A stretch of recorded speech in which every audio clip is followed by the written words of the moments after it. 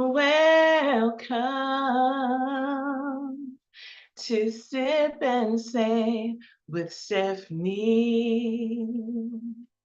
Good evening, good evening, good evening, and good evening. My name is Stephanie Humphrey, and this is the Stephanie Humphrey channel and the Stephanie Humphrey podcast. And you are on an episode of Sip and Say with Stephanie. I was about to sing it, but I decided not to. Hallelujah. How y'all doing? How are you all doing this evening? I'm in silly mode. That is how I'm doing. Um, but how are you doing emotionally? How are you doing mentally? How are you doing physically? How are you doing socially? How are you doing spiritually? Y'all, I'm in a total silly mode. Like I am feeling really giddy. I'm feeling really giddy. And I I know why on some levels, and on other levels I don't know why. I'm excited about this next few months of my life with you all know that my nonprofit Aunties Against Abuse, we receive some grant funds to host some health and wellness events. And so that is coming up. We've been planning those events for the last, I would say, few months. And we have solidified those events and we'll be hosting them soon. So I'm excited about that. I am excited to get more donor support so that we can get get additional resources for the young ladies that we're serving. So I'm really excited about that because I get to really dig in over the next month, really dig in, talk to some more people about the events and about what Aunties is doing. So I'm excited about that and giddy about that. It's our first big event as a nonprofit. And so I'm really excited about it. And my mind is on it right now because I'm gonna just be like I said, kind of digging in and really focused on that for the next few months. And so I'm excited. I'm excited about that. I am also excited for what is to come. Like, I don't know what God has for me in the next weeks and months, but I know it's going to be good. I know it's going to be big. I know it's going to be a blessing to my community, my family, my friends, me, just everybody whose life I'll be able to touch during the next season in my life. I'm excited about serving people and serving the community. And I just, I'm just excited. I really am excited. And I know I don't sound excited because y'all know I'm usually on full blast, but I feel very giddy. I feel calm. I feel so much at peace. You know, it's when I say I was singing the Clark Sisters Miracle shortly before coming on the broadcast. And when I say God is performing miracles for me, for you, for everybody, I just experienced a major miracle about 45 minutes before coming on. And my neighbor can attest. And he was like, "What? This has never happened before." I was like, "Oh, that's a miracle." In case you didn't know, God is still performing miracles today. So yeah, and so I feel so honored and blessed when God performs miracles for me, but then so that others can see and experience as well. Come on in here, somebody. Come on, God. Come on, God. So I'm excited about that. I feel good about that. So all is well, y'all. Like I'm just all hallelujah. All is well. All is well. All is well. You know, y'all know what I'm about to say, right? Everything don't feel good, but it's working out for my good. And so you all know when I say all is well, it doesn't mean that every single thing is right in my life. It doesn't mean that every aspect of my life is like on 100%. Some aspects are on 50%, some aspects on 30, some are on 70, some 90, some 100. But when I say all is well, it is my contentment that even the struggles that I'm experiencing, even the tests and trials that are happening in my life, that God is working it all out for my good because I love Him. For the good of them who love the Lord. So I trust God in this season in my life, in every season, but since I'm in this season, I'm going to talk about this season. I'm trusting God in this season in my life to work everything out for my good, and I'm rejoicing and thankful for the good things that are already working out for my good. Hallelujah. I thank God for His many blessings and for His favor upon my life, because if it had not been for the Lord on my side, I'm going to tell you, I know where I would be. Oh, I already know. I know where I would be if it wasn't for God on my side. I already know. And so I'm thankful for the Lord who is on my side. I have a little bit of news for us on tonight. What y'all sipping on tonight? I am sipping on some nice cold water. Praise the Lord. Hallelujah. Sipping on some water tonight. It's been a good week, y'all. I got an opportunity to do some community outreach with my job. And so we were out in different communities this week, and it was hot because we were outside, and it was steaming, and I had my ice cold water in my aluminum reusable container. I had my bath cloth, I had my little mini fan holder, I had my umbrella.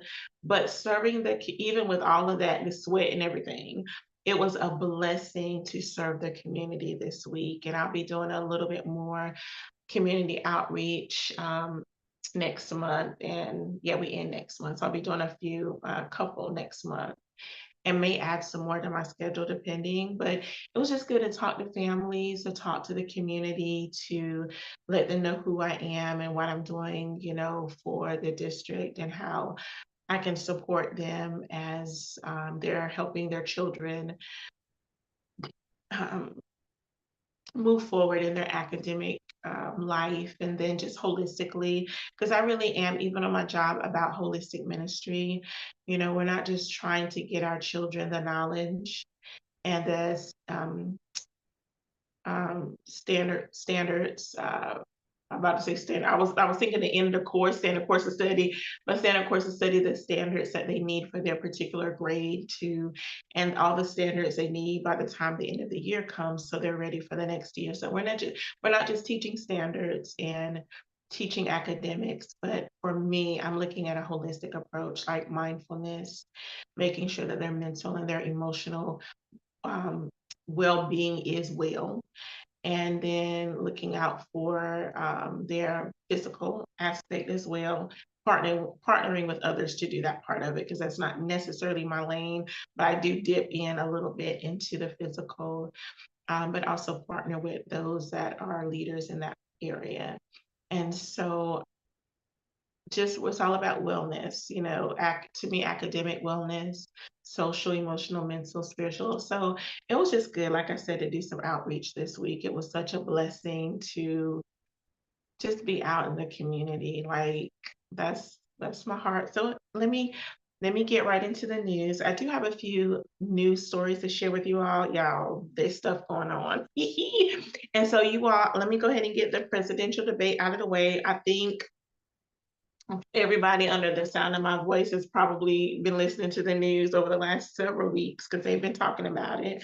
We recognize, I forgot to look at the channel. I know it's on NBC. It's one of the channels that the presidential debate is airing on. And I might look it up because I know NBC is one and I can't think of the other at this particular time, but let me look at it really quickly. So I may have written it down. So we recognize that President Joe Biden and former President Donald Trump are debating tonight in Atlanta. It's going to start at 9 p.m. Eastern Standard Time. It's going to be a 90-minute debate. It's going to be it is hosted, excuse me, by CNN, and it will be simulcast on NBC News Now. Um, Actually, okay, so yeah, live coverage starts at 7 p.m. The debate starts at 9 p.m. I am not excited about this presidential debate. I think it is going to be a lot of buffoonery. I'm gonna just say it how I feel it, sip and say with Stephanie. I think it's gonna be a lot of buffoonery. I think it's gonna be a lot of not necessarily yelling, hollering, and screaming, but there's gonna be a little bit of low key, like I guess low voice yellings. I think they're going to be I think Donald Trump and President Biden are going to be going back and forth. I don't think they're going to have a shouting match, but I think there's going to be some elevated voices. Let me say it like the elevated voices.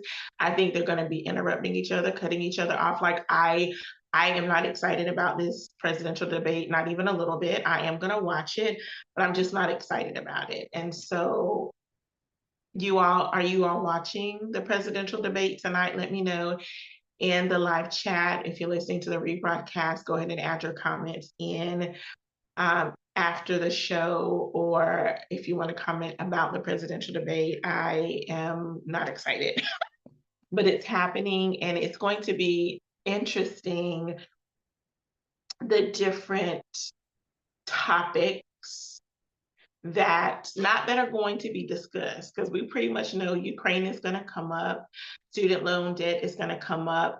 Just for the whoever's host, I don't know who's I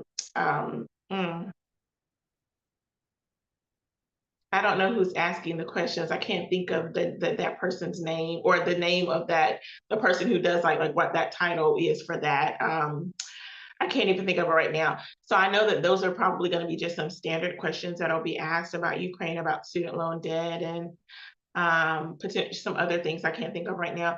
But I'm curious to know what President Joe Biden is going to bring up about Trump, what Donald Trump is going to bring up about President Joe Biden. I'm pretty sure Hunter Biden is going to come up. I'm pretty sure that the 34 felony felonies are going to come up. I'm pretty sure they're going to add those in themselves, but I don't know what else they may just talk about. I'm trying to think what else they may bring up. I really don't know. But anyway, I think it's just going to be, I just think it's going to be a clown show. That's just how I feel about it. I hope I'm proven wrong. I hope that it's professional. I hope that they listen attentively to each other so that they can respond accordingly. But y'all, that's like idealistic, and I just don't think it's going to happen. So tune in, 9 p.m. tonight. CNN is hosting, and NBC News Now will simulcast it. I know I'm not saying that right. With my country upbringing. Simulcast. It's simulcast. So that's just like me getting the which word did I get wrong? The African diaspora, getting like mispronouncing that and didn't even catch myself by diaspora, but simulcast on NBC Now. Oh, I feel so embarrassed, but it's okay. So the first story that I want to get into tonight, because I do have, I think, maybe 4 news stories to share with you on tonight. You all, I wanted to share, good evening. Hey, Mom, good evening.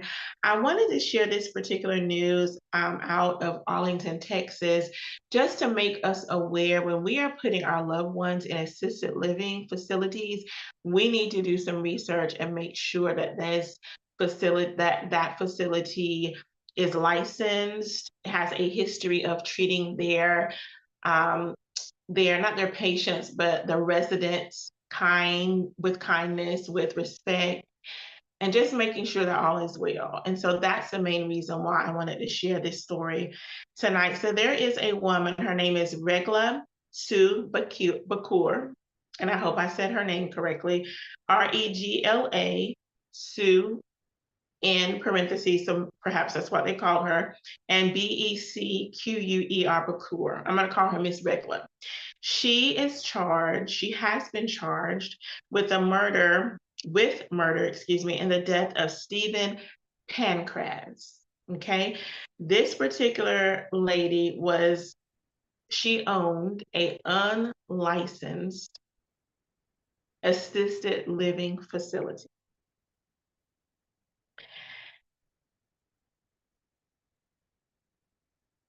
The gentleman that passed away, Mr. Stephen, according to the Tarrant County Medical Examiner, he indicated, or he or she indicated, that Mr. Stephen, the cause of his death was due to a mix of drug toxicity with this trio of drugs, mirtazapine, tramadol, and trazodone. Yeah, trazodone. So those three drugs were found in his system. So his cause of death was a mix of those drugs. It's so interesting because in reading more about the information, none of those drugs were prescribed by his doctor. Did y'all hear what I said? None of those drugs were prescribed by his doctor. None of those drugs were used in the medical treatment that Mr. Stephen was receiving. But these three drugs were found in his system. So Miss Regula has been charged with murder in his death. It is interesting to me that the family did have concerns. The family, or a family member, noted that his condition, meaning Mr. Stevens' condition, got worse when he was under the care of Miss Regula. His condition got worse. Now, I cannot say why the family, I don't know if the family intervened prior to the death. I don't know if they did or not. And if they didn't, I'm not quite sure why. If they did, I'm not quite sure what the results of that was. We know that now he's dead. Mr. Stephen is dead, but I had so many questions in reading this, and I didn't find that information about what the family did with the concerns that they had.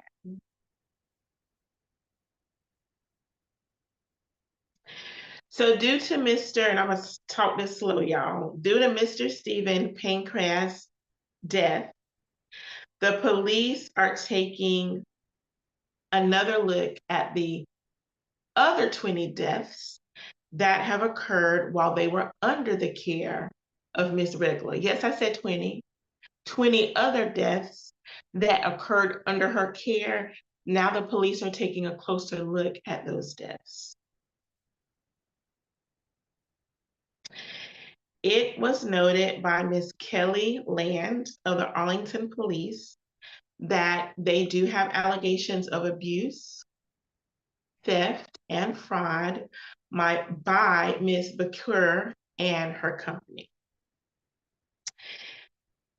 Kelly Land went on to say, the stories we've heard from the clients and their families are disturbing and heartbreaking and unimaginable.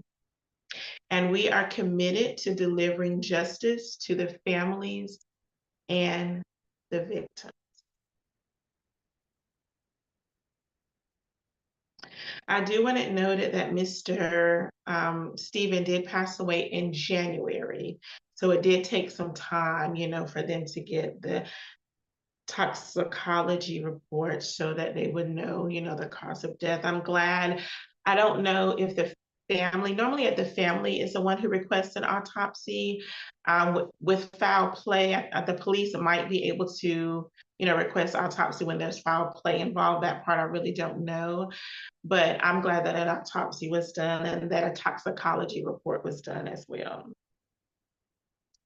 Currently, Ms. Regula is in custody. She remains in custody under two separate $750,000 bonds. I do want it noted that Miss Regla, she was arrested previously on a charge of endangerment. And then again, those 20 individuals where the police are going back to look again at their deaths, um, that occurred, like those 20 people who died, that occurred across 5 assisted living facilities owned by Regla.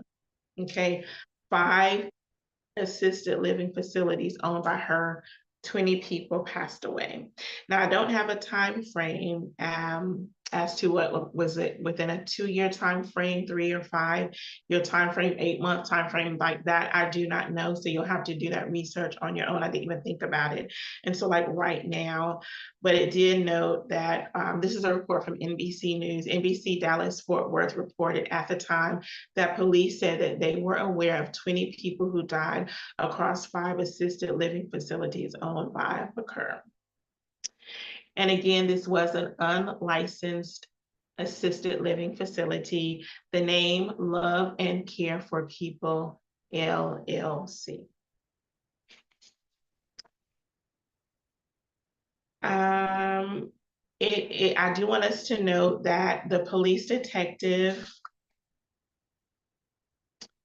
Arlington Police Detective Crystalline Miss Robinson, she did note that it could take a while for them to investigate these 20 deaths.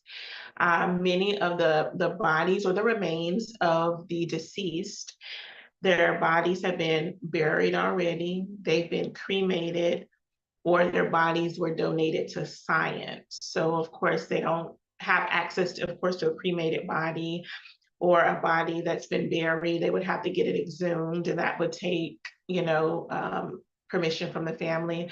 As far as I know, the family would have to give permission unless, there's some other police guidelines that may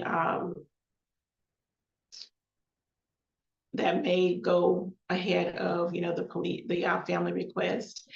Also, I just lost my thought. And then if the bodies are donated to science, their bodies may have already been examined, and it may not be, available or readily identifiable, what may have happened to them. And I don't know what kind of like data science labs take when they get cadavers. I don't know what kind of data they take or what they're looking for, or what they're researching, whatever it is. I'm pretty sure it's for different things, like maybe disease or just different things. And so that those bodies donated to science may not be helpful in the investigation, but they still do plan, the Arlington Police Department still plans to do a thorough investigation to see if they can come up with any evidence or any, evidence of foul play, or, was it natural causes or whatever the case may be. They'll, conclude that in their investigation. I really wanted, again, to bring this up because again, we have to be so careful, like do some serious digging and research when we leave our loved ones in assisted living facilities, in nursing homes, in places where our loved one is out of our eyesight or out of our care. We definitely need to do some research. If you can, talk to other family members who have loved ones in that particular facility. See if there are any complaints against them with a Better Business Bureau. See if they have applied or been accepted with the Chamber of Commerce in their county. Like really do some research when you're thinking about putting your loved one in an assisted living.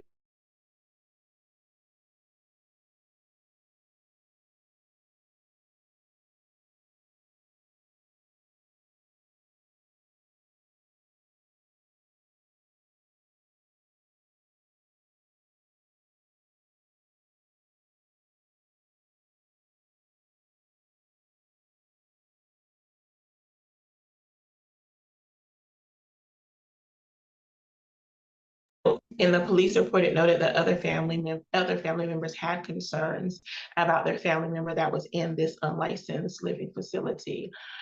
Check the license and make sure they have gone through the proper channels to be licensed as a facility. Because when somebody is unlicensed, they can do what the heck they want to do. And my thing is, if I have some concerns about a loved one in a nursing facility or a assisted living facility, I'm asking questions. I'm there. Like, I'm knocking on doors. Like, I'm trying to figure and find out what's going on. I'm just not going to be worried about them or concerned about them, and that's it. And that's as far as I take it, just my worry or my concern. Now I'm gonna take it to take it a step further and go see what's I'm knocking on doors, finding out what's going on. I remember when my grandmother, before she passed away, she was in the nursing home. She had went in the hospital. They transferred her to the nursing home before we were going to bring her home, and she didn't make it back home. She passed away in the nursing facility. But I said that to say that she was in the nursing facility. There was not a moment. I don't think there was a moment that my grandmother was that we left her alone. I can't remember if she was there. I want to say she was there for maybe a week, 5 to 6, 7 days. I don't know. My mom or somebody will have to correct me, but she was in there for a couple of days, up to like a week or so, and it could have been a little bit longer. I cannot remember, but we were there. Like, every minute somebody was there with my grandmother. We did not leave her alone, not because we didn't trust the nursing home, because the nursing home, as far as we knew, was a good nursing home. We had other family members there, so it wasn't that we didn't trust them. We just knew we needed to keep an eye on grandma. And so we were there. Somebody spent the night with her. Like, we were there like 24 hours. As far as I can remember, it's been 13 years. As far as I can remember, somebody was there with her every minute. And I remember going home one weekend. The Lord told me to go home, so I went home to see her. I didn't spend the night, but I was there at least 2 of the 3 days that I was there. I went to see her and spend time with her, and just like there was like three, sometimes it was 3, 4, 5, 6 of us, like right in that room. Thankfully, the other bed was empty. There was not another resident in there, and so we were able to just stay. We talked with her, prayed with her, watched some TV, and just let her rest and things like that. And I think the reason why I wasn't there the other days, because we did go to my grandparents' home just to clean up. It was just clean up, sweep mop, just to make sure everything was ready when grandma came home. And like I said, she didn't make it home. But the thing about it is, we were there. We were there to listen to what the nurses had to say, to listen to what the other healthcare professionals had to say. And so I appreciate that my family, we're there for each other. When we're sick, or when anything is going on with our health, we're there for each other. So again, do your research about assisted living facilities for your loved one. Do research about nursing homes, and just make sure it's a right fit for your loved one. I thought it was important for us to have the information. Because sometimes we may not think about, or we may not know, like, what should I look for as it relates to a nursing home or a living facility. Make sure they license, and then check those areas that I've already shared with you, okay? And I just find that story was just interesting, especially when the loved ones talked about they had concerns. I'm just like, did y'all go knocking on the door? But like, did y'all take so yeah, let's just be aware, be alert, be a research person, be a knock on the door, let me see what's going on person. And if they're not gonna let me in, then 911 is always about 911. This is 911, may I have your emergency? This is not an emergency. Or call the non-emergency line, because I think most 911 operation facilities have like a non-emergency number. Call the non-emergency number, do a well check, something, so that you can check on your loved one. You might be saving their life, and you might be saving the lives of some other people. All right. So do your research. Okay. This, y'all, Lord have mercy. I guess all my stories is about death. I didn't mean for it to be this way, but there's a young lady, her name is Taylor Casey, and this one struck my attention because she was at a yoga retreat, right? And so Taylor Casey, she's 41. She actually went missing while she was attending a yoga retreat in the Bahamas, Paradise Island, a yoga retreat on Paradise Island in the Bahamas. The name of this particular retreat is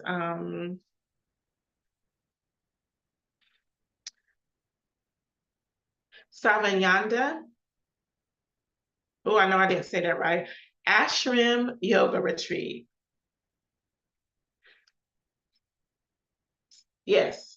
And so she went to the Bahamas to attend this retreat, but I don't know if she made the first class, didn't make any classes, or didn't make the first class, made the first class. I don't know. But there was a young lady there that knew her. Apparently, she knew her, or at least she knew she was there. And she called, I'm thinking she must have known her because she did call Miss Taylor's mom. And she was like, Taylor hadn't showed up for yoga classes. Do you know where she is? Like, what's going on? And then that alerted her mother that something is wrong. And so the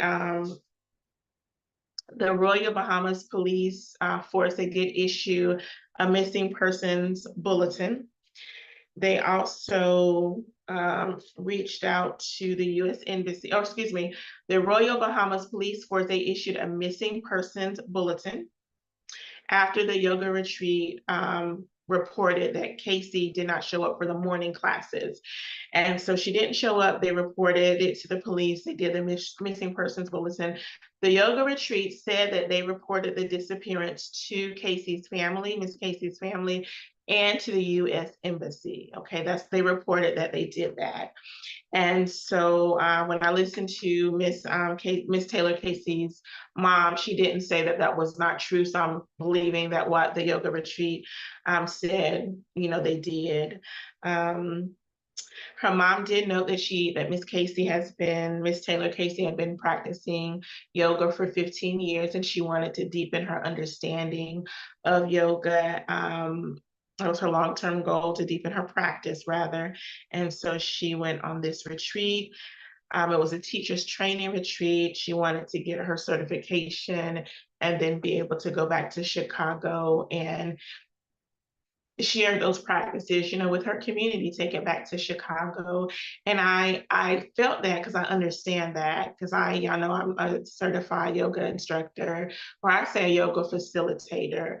And so when I saw this story, I was like, oh man, because I've thought about, and not to say, but I thought about going on yoga retreats as well. There's a plenty to go on. I just hadn't made the move yet. And this it won't discourage me from going, but I was just like, man, what happened? To Miss Taylor Casey. I'm thankful to the young lady. I don't think it mentioned her name, but it just said a young lady called the mom and said, have you heard from Taylor, is what she asked. And then she said, Taylor hasn't showed up for yoga classes. This is what the young lady shared with Taylor Casey's mom. And of course, um, uh, I'm thankful that she did that so that her mom knows that something isn't right.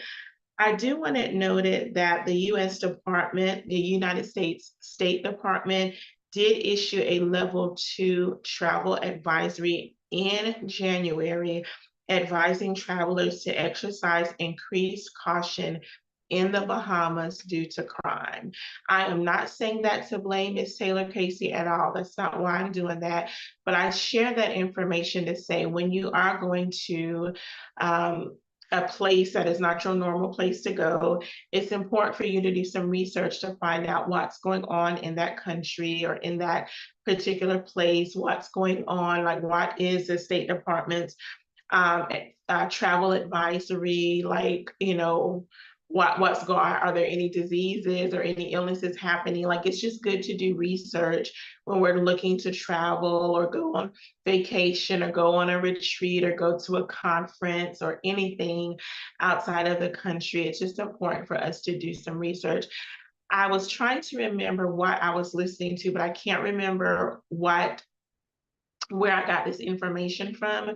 I listened to Ricky Smiley morning show in the mornings. I also listened to Erica Campbell and Griff in the mornings while I'm going to work. I don't know if it was on their show. I don't know if it was on TV. I feel like it was on Ricky Smiley morning show is what I feel like. I think it was a young lady up there talking. I just don't remember, y'all. But whatever it was, somebody was talking about traveling. And this is what stuck out to me in the information that the young lady, oh, you know what?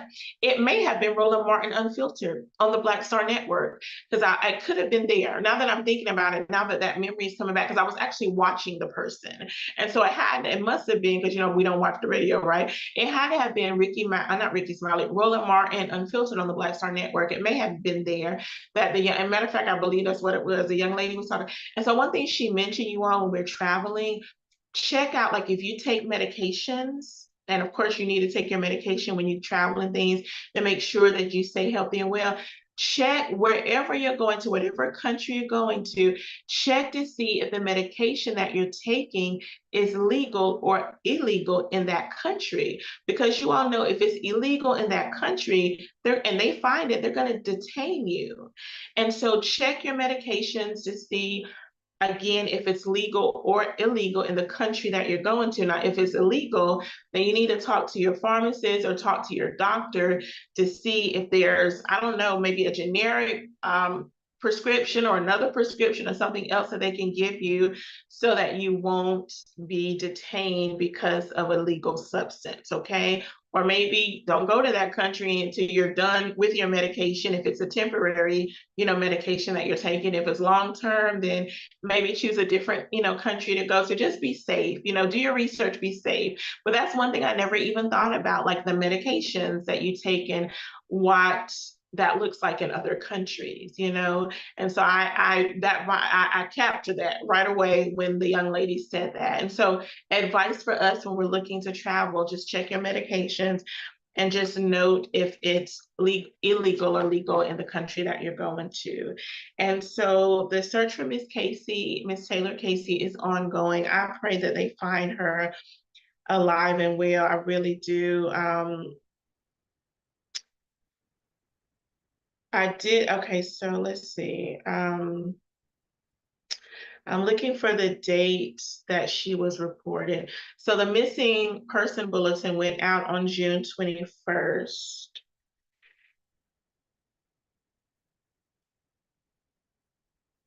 But it doesn't say what day that Miss Taylor Casey, where they noticed that she did not come to her classes. It doesn't say. I'm assuming it happened on the same day, since the yoga retreat reported the disappearance when she missed her morning classes. And so I'm assuming it was the 21st, or at least roundabout. And on Wednesday, which was the 24th, which was the 26th yesterday, her mother did travel to the Bahamas to, find out what's going on with her baby. And so I don't know if she's found me. It was just yesterday, so I'm not quite sure what information they've given her, or if they haven't given her anything. Like, I don't have an update about that. And so I believe I'm gonna keep an eye on this story, because I'm hoping and praying that this young lady is found alive and well. Her family, it was noted that her family and friends started a Facebook page for her, titled Find Taylor Casey, just to spread the awareness that she is missing, and hopefully as a means to help bring her home.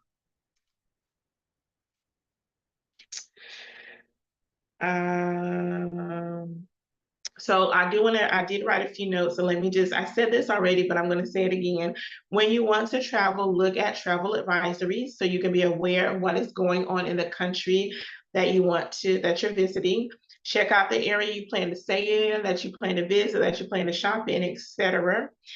Check everything, like check from the rooter to the tutor. And I've already mentioned about your medications, so make sure that you check your medications and see what's going on there. All right. Okay, y'all. The hologram story, I'm gonna hold that for just a second. I got one more death, and I'm sorry, y'all. I promise you, I'm not trying to be doom and gloom. I promise you, I'm not. But I got one more. This one, I actually heard this one on the news this morning, and it really bothered me. I was just like, oh, what is happening here? So this is actually the last death story, y'all, but I do have one about some children. This actually happened here in North Carolina. Oh Lord, y'all, this one was rough, y'all. This one was rough. Okay. So there is Blake and London Devon. They were it was interesting. Okay. So let me start here. There's the woman that adopted several children is named Avante Devin. Miss Avante Devin was charged with 2 counts of first-degree murder, 2 counts of concealment of death, 1 count of kidnapping related to London Devin's death, and 2 counts of felony child abuse related to Blake, excuse me, y'all, related to Blake Devin's death. The Fayetteville Police Chief, Kimberly Braden, noted on Wednesday at an afternoon news conference, she noted this: our evidence shows that both Blake and London are deceased. But y'all, I mean, y'all listen. Fayetteville police said that the investigation started in November 2013, excuse me, 2023, not 2013. Sorry about that, y'all. Let me adjust my glasses. The investigation started in November 2023 when officers responded to a call about a mental health crisis. Police said that the person having the crisis was Blake Devin's brother. It is not noted how old Blake Devin's brother was, but he told whoever responded, whether it was police, healthcare person, whoever responded, he told well, it was the police that responded. He told the police that he hadn't seen Blake in 5 years. Blake Devin's brother told the police that he had not seen his brother in 5 years. He also told the police that the last time he saw his brother, he had a broken arm. Again, this is an adopted mom who has been accused of these acts of violence against these children, two of the children. All right, so it was confirmed by lead investigator Sergeant Jeff Locklear that there were 5 children in the house. All of them were adopted from 3 different counties here in North Carolina. 3 of them were brothers. 2 of the girls, these are the, 2 of the girls were not related to each other, nor were they related to the 3 boys. Okay, 5 of the children, or 5 children. Police and the Department of Social Services, they interviewed the children. All of them gave graphic details of the horrific treatment that they had received or endured under this person's care. Devin, what was her first name? Avante Devin. The children noted that they were often kept in a small, dark room. It didn't say often, let me scratch often. The children said they were kept in a small, dark room. They were given either a little bit of food or no food. Now, this is a report from the children. The children also told the police that they could earn food by writing papers apologizing for their behavior. Police also noted that the children were sometimes beaten to the point of needing medical care. When I read that, I said, okay, children were beaten to the point of needing medical care. So, my teacher hat was on, okay. Were these children in a public school, private school, or were they homeschooled? I'm assuming, based on the report, this is just my assumption, I'm assuming that they were probably homeschooled, because of any teacher that I just believe with all my heart, because teachers, we have a right to report. Everybody in the state of North Carolina has the responsibility to report, not a right to report, but the responsibility to report. I just knowing me as a teacher, I know teachers would have been calling like, some going on, somebody need to check out this house. So if they were in a small dark room, if that's what the children reported, I'm assuming she probably told somebody, I'm homeschooling these kids. But if they were beaten to the point of needing medical care, that means that they was it a unlike a not practicing medical person? Was it just a clinic? Was it the free clinic? Was it the public health department that they went to? Was it their normal? Like, I'm trying to figure out if they needed attention, like health care, because they were beaten so bad. Somebody would have reported, or should have, I ain't gonna say would have, but should have reported. They some kids that keep coming up in here, something ain't right, so the services go in, police go in, National Guard go in, like everybody go in to get these kids.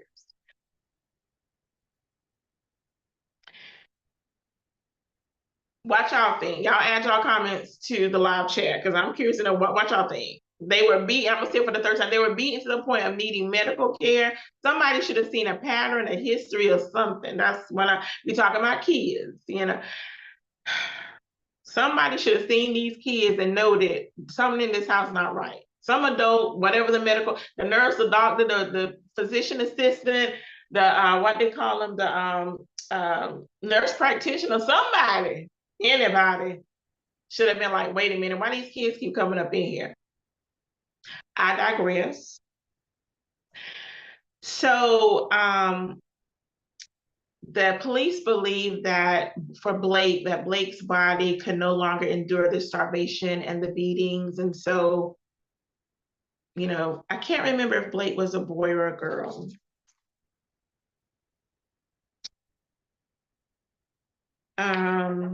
Let me see. Yeah, I'm so sorry. I don't know if Blake. I think Blake was a boy and London was a girl. Yeah, Blake is a boy. Okay. Okay. And so they just felt like his body just couldn't take the abuse anymore. And so Blake passed away.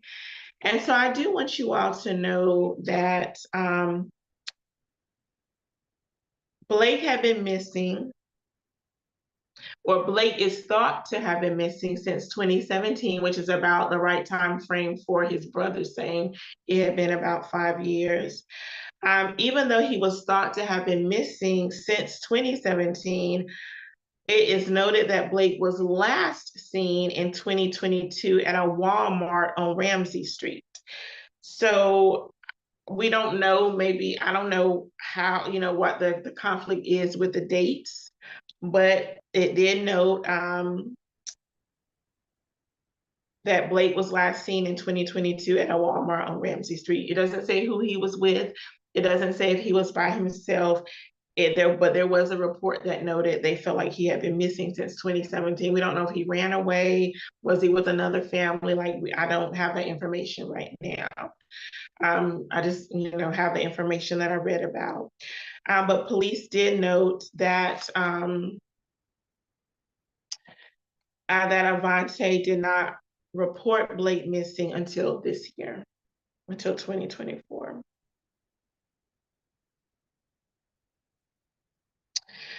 London, who I'm going to talk about in a minute, she was last seen in 2019. Okay. She was last seen in 2019. And it's also been noted that she's been missing since 2019. I am wondering about those dates, but that's what was reported. So I'm just sharing what was reported. Maybe once, as the police do their investigation, maybe they can like narrow that time frame or solidify it based on the evidence. You know, I can't say. I'm just sharing the information that I, you know, found when I researched about this. I do want to note that investigators learned of London Devon's death while investigating Blake's death. Okay, so the police noted that they found evidence of a body, of the body, meaning Blake's body, having been burned and disposed of at a previous address that they lived at. Because I was wondering, like when I first heard this story on the news this morning as I was getting ready for work, I'm like, okay, if you are used to seeing children and then some of the children go missing, and there has not been like a report from the parent, like, you know, they passed away for whatever reason, but you see them and then you don't. Like as a neighbor, I would be suspicious, like where these kids at? So that's what I was thinking when I heard the report this morning. But when I did the research, recognized, okay, they were at a different address when Blake, possibly passed away. And then it got me to think, well, I wonder how many times have they moved? Because if they moved different times, then the neighbors may or may not have had a opportunity to get to know the family or even know like how many kids running up and through here, how many of these kids live there, because especially during the summertime, you got your family members like the grandkids going to stay with the aunts and uncles or the grandparents or whatever, got the grandkids at the house and stuff. And then sometimes during the year, you have children coming in and out of your neighbor's house, so they may not have lived in one space long enough to even know, or for the neighbors to get to know them. So that, because I was like fussing at the neighbors, like, why ain't y'all report these kids missing? But apparently they at least were at a different address during the time that Blake's body is thought to have been burned and disposed of. So the police noted that they found a metal burn barrel that contained the remains of two children, a teen girl between the ages of 15 and 19 years old, and a boy between the ages of 7 and 10. Lab tests did confirm that the remains of the girl were those of London Devon. It was reported that London had special needs. That's another thing that tugged at my heart, that she had special needs. And, it is thought that, let me see, they also feel like London's passed away in a similar way that Blake did, just through the abuse and the starvation and the neglect that, her body just wasn't able to endure it anymore, and it caused her death. They are continuing to test the remains for positive identification for the other remains, because they identified London's, but they're testing the other remains to see if those are Blake's, remains. And so, oh y'all, I don't even know like if the parents of these children are still alive or if they're incarcerated or drug addicted or are doing well somewhere. We don't know about their parents. But wow, y'all. And then of course the other children have been removed from the home. Obviously, because Avante Devon is in jail. She's at the Cumberland County Detention Center with no bond. Y'all, I know I gave y'all some sad news, and I'm so sorry to give you 3 sad news stories. I really didn't mean for it to be that way, but yeah, y'all, let's just keep the other children in our prayers, and Blake's, brother that remains. And it said 3 boys that were brothers. So London and Blake are both well, no. Hold on. So apparently both London and Blake are boys, because it did say that there were 3 boys who were biologically related. And so so excuse me. No, I'm sorry, I'm getting mixed up. I'm getting mixed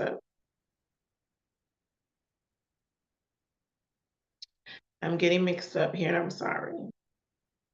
And it might be that the report is mixed up, because it talked about the teen girl being found.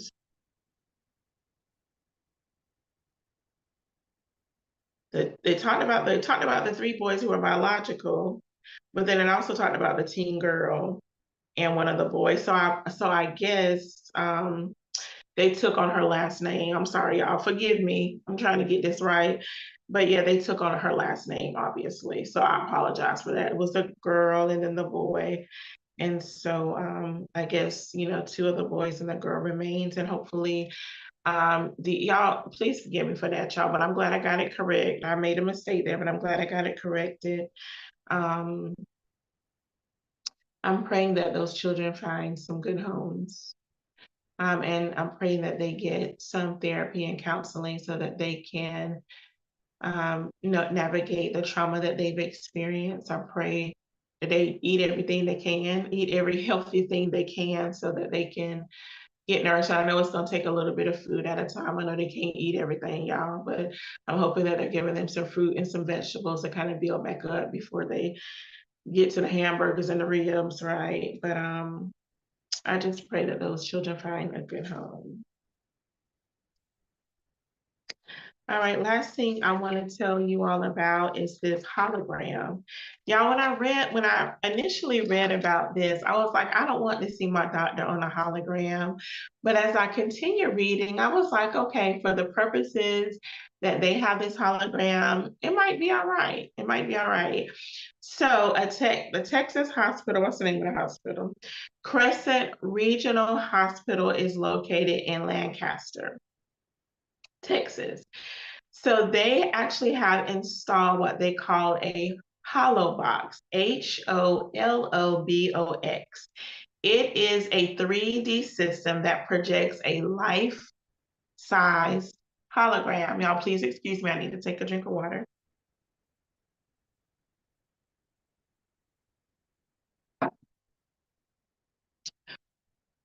And so they decided to do this so that doctors can perform real-time consults with patients who are about 30 miles away. And it's very specific. So let me tell you all.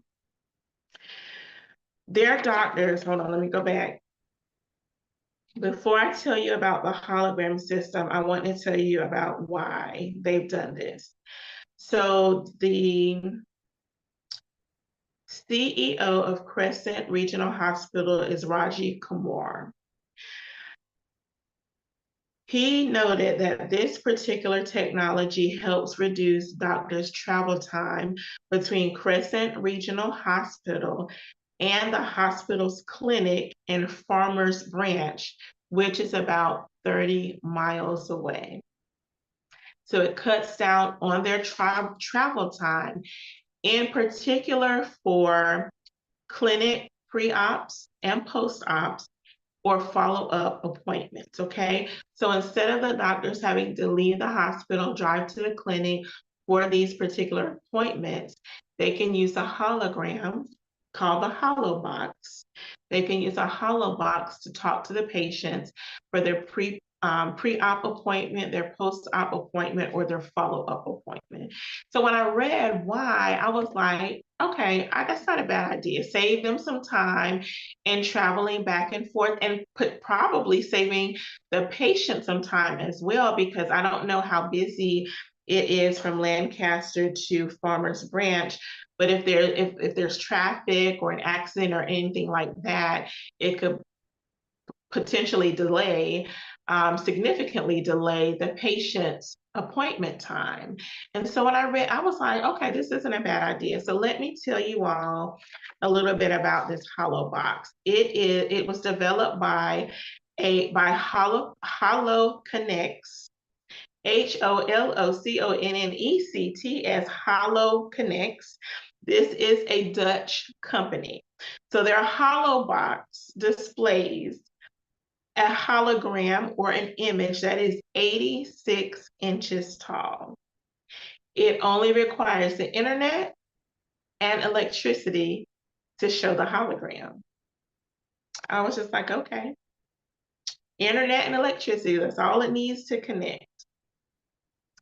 So the box has an anti-glare glass and a transparent LCD screen for a life-size, realistic holographic display. It also has a multi-touch operating system and hi-fi speakers, okay? According to the HoloConnects website. And so it could be a pre-recorded image or video, or it could be a real-time video. So pre-recorded or real-time video, this Holobox will project. So Steve Sterling, he is the managing director of HoloConnects for North America.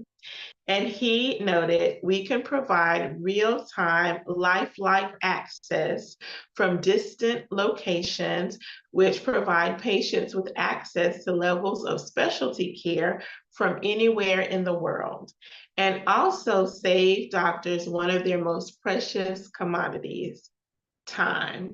And when I saw that, I was like, okay, you're saving the doctor's time, but you saving the patient's time too. I can only imagine.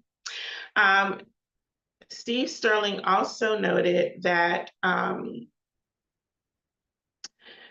the company developed this doctor-patient hologram engagement system, and it's in quotes, the doctor-patient hologram engagement system, so medical facilities and healthcare practitioners can engage with their patients remotely. I like it. I like it. And this was reported by ABC. I got this information from ABC. So I got my information like from ABC and NBC.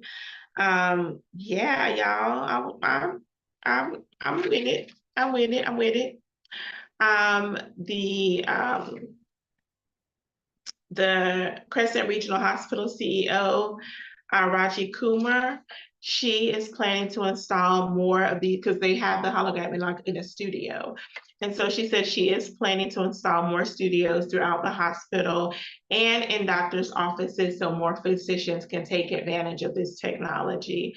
She also wants to bring this technology to rural hospitals, which I like it, but my thing is if you bring so I don't know if the person who is receiving the hologram needs internet connection to connect. I know the hologram itself takes the internet connection and electricity.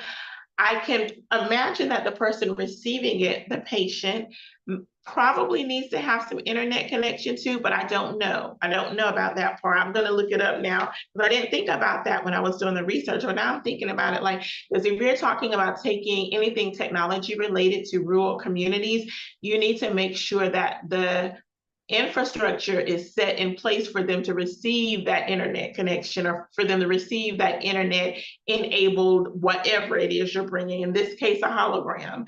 You need to make sure that there is some internet readily accessible to these rural communities, and if not, you better get them some fiber optics, some fiber cables, get them a hotspot, get them the tech that they need in order to take advantage of this 3D tech that you want to bring to them. So it's just not about bringing, the technology to them or this particular technology to them, but you got to think about what other technology devices or technology access that they would need to have in order to take advantage of this holobox. Okay.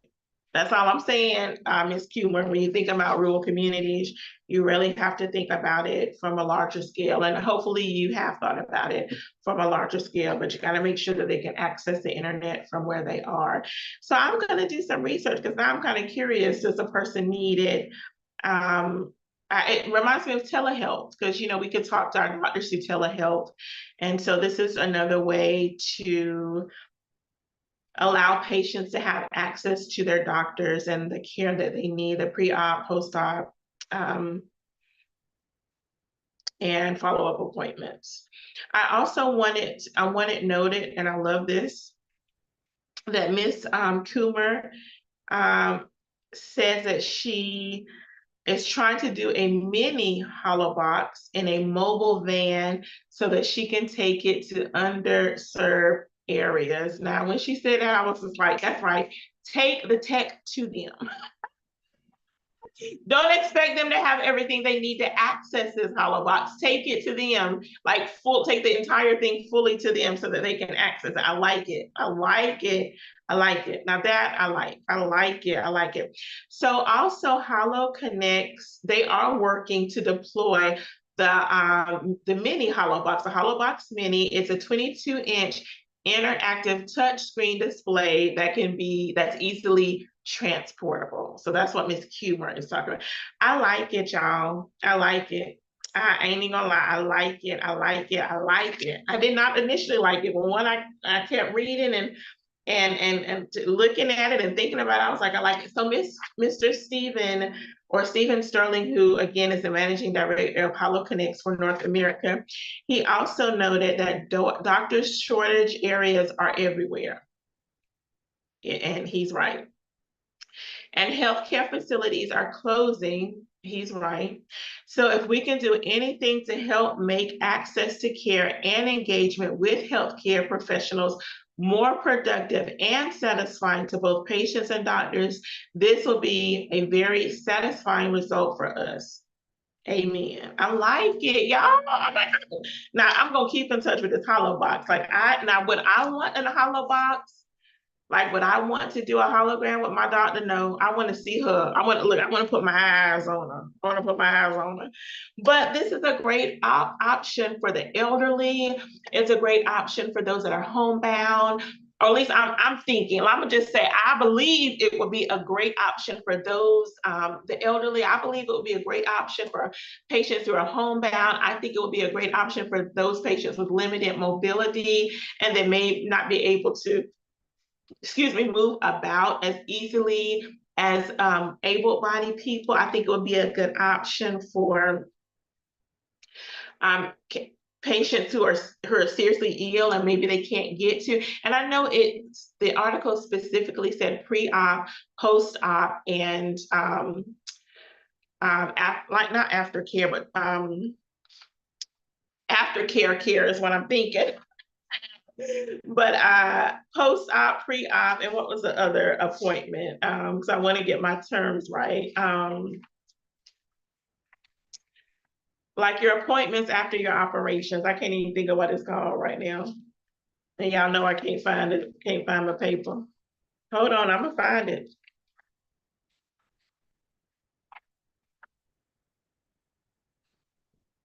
Yeah, drop it on the floor. Okay, hold on. So anyway, I think if they decide to expand this for like telehealth or for any other appointments besides like pre-op, post-op, and your doctor, here it is, and your follow-up appointments. Thank you, Lord. That's what I said. The aftercare care. But your follow-up appointments, I think it would be a good option for those. Again, homebound, disabled, maybe who are experiencing some sickness and don't want to cancel the appointment but still need to be seen, might be a good option for them as well. I just think, if this gets expanded, I think it would be beneficial to a lot of people. I really do. And I like it. And I'm thankful that I came across this story, and I'm going to keep an eye on this, you all.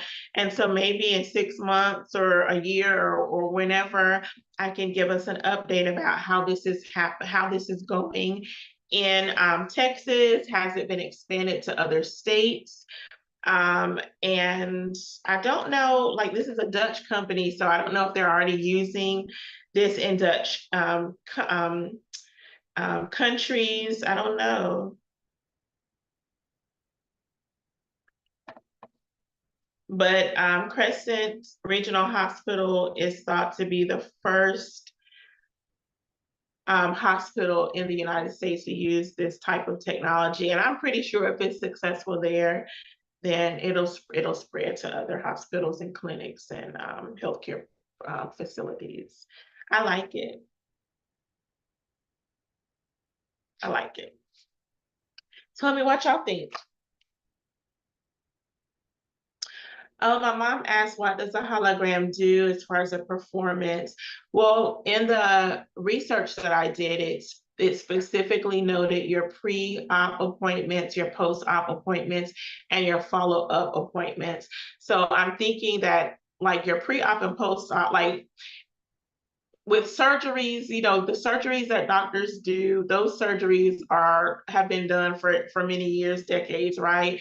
And so like you got your colonoscopy, it's not necessarily a surgery, but they put you on. To me, anytime they give you some anesthesia for something, to me, that's a surgery. That's just Stephanie's thought about it.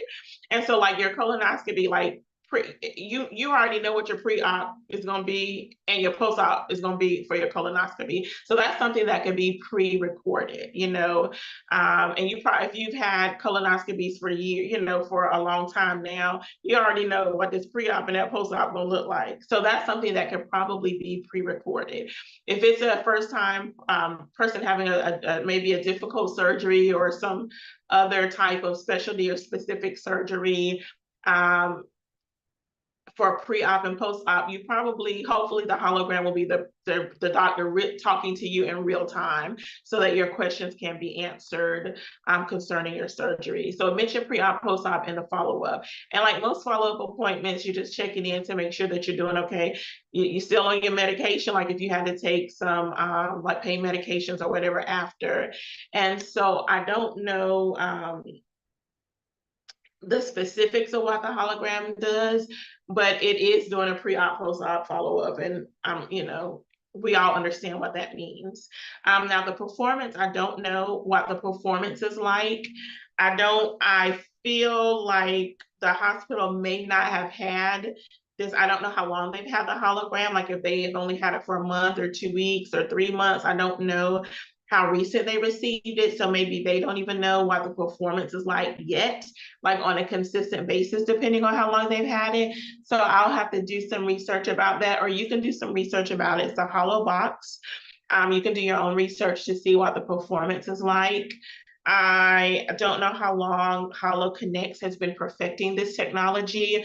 I'm pretty sure they tested it and retested it and tested it and retested it and retested it some more. So I feel confident that it's probably good performance, but it also might mean, like, I don't know how much electricity it takes. So, you know, machines, not machines, but hospitals are built to withstand a lot of machinery within the hospital, obviously is built that way. So I don't know how much, you know, electricity this particular hologram takes. And if that, you know, how that affects or enhances the performance. I really don't know. So I didn't do that side of the research, but those are some excellent questions, Mom. Thank you for asking those. Let me take a sip.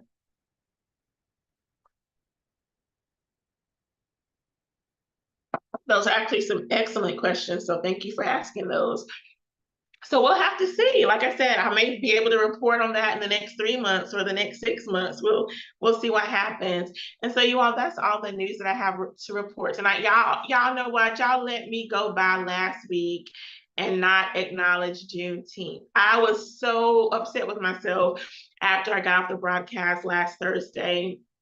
Before I do that, y'all, thank you for listening. Look, to all of my death news, right? And then the hologram. To me, the hologram was an encouragement because, again, having access to that type of technology may be great for patients who need it. So thank you for listening in to the sobbing stories and then to the, hopefully, the ray of hope.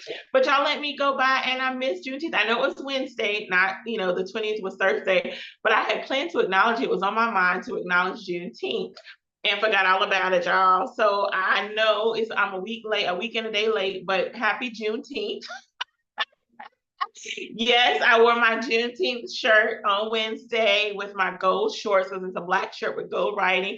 I had my gold shorts and my black shoes, and I was under protest. I was at work, but I was under protest. I was like, I'm gonna sit here. I did work out, but I was like, I told my coworkers, I'm here under protest, and they kind of laughed at me. And I was like, yes, like I don't know. Well, I'm gonna just happy Juneteenth. I hope you all had a great time. If you had a Juneteenth celebration, I hope you had a great time.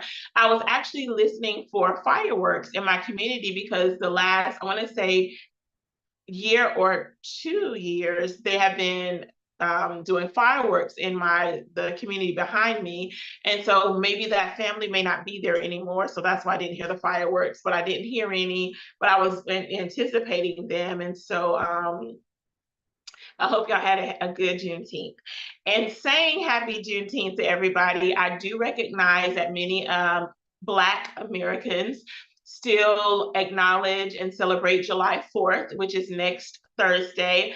So I will not have the broadcast. I looked at, I was like, I think Thursday is the 4th. So I will not have the broadcast next Thursday so that you all can enjoy your celebrations. If you celebrate, I no longer celebrate, or I do acknowledge July 4th because I recognize that a lot of Black Americans still, you know, celebrate it. And I want to be respectful of your desires to celebrate this particular holiday. I no longer celebrate July 4th. I don't consider it my freedom day because it's not. But for those of you who do celebrate, I do, you know, enjoy your family, enjoy your cookout, enjoy your time at the beach, whatever you decide. Enjoy putting your feet up and just having a day off, whatever you choose to do.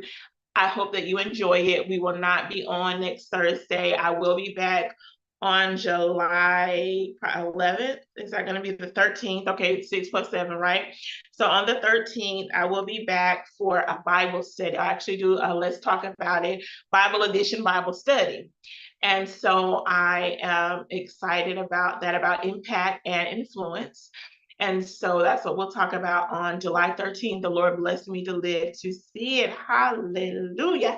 So y'all, and if my plans change, because if my plans change, I will let you all know.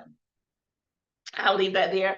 My plans change, I will let you know. So I will not be on the Stephanie Humphrey podcast or the Stephanie Humphrey channel on next Thursday. If I do come on, I'll try to let y'all know, but I'm pretty sure I won't come on at 6:30, that's for sure. I'll be chill. I'll probably have my feet up, snoozing while y'all are eating y'all ribs and chicken and hot dogs and hamburgers and fish and hush puppies and things. So yeah, y'all enjoy your day. If you celebrate, enjoy.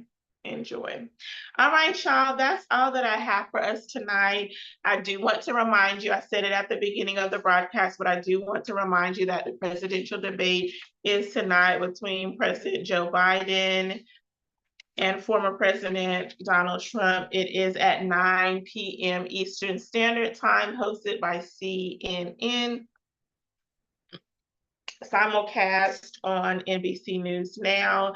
The I'm gonna say the pre-show, but the live coverage, I'm gonna call it the pre-show, the live coverage pre-show begins at 7 p.m. 7 p.m. So you all, I'm gonna be listening. I think I'm gonna be halfway listening. I might snooze because I'm in that mood. But I'm going to tune in because I really do want to hear what both of them have to say. I'm hoping that I can hear what they have to say because, like I said, I think they're going to be over talking each other. I think they're going to interrupt each other. I don't know the moderators. Thank you, Laura. I don't know if the moderators, who is moderating, and if they have a strong enough personality to be like, y'all need to shut up. Tell you, like I tell the kid, we tell the kids to be quiet, but sometimes adults, you need to be like, shut up. I know that they are, I was reading some reports that they are going to mute the microphones if they continue talking past their time. They're going to mute the microphones. But y'all, when somebody want to get their word, they point across, they don't care nothing about their microphones. They're going to keep talking and whatever. So like I said at the beginning of the broadcast, I am not looking forward to this presidential debate. I just think it's going to be foolishness. I just do. And I'm not looking forward to it, but I do want to hear in real time what they're saying. I don't want to see the clips later. I don't want to read social media. I want to hear in real time what President Biden and former President John, I don't even want to say former president, but he is, but what he has to say. I'm done.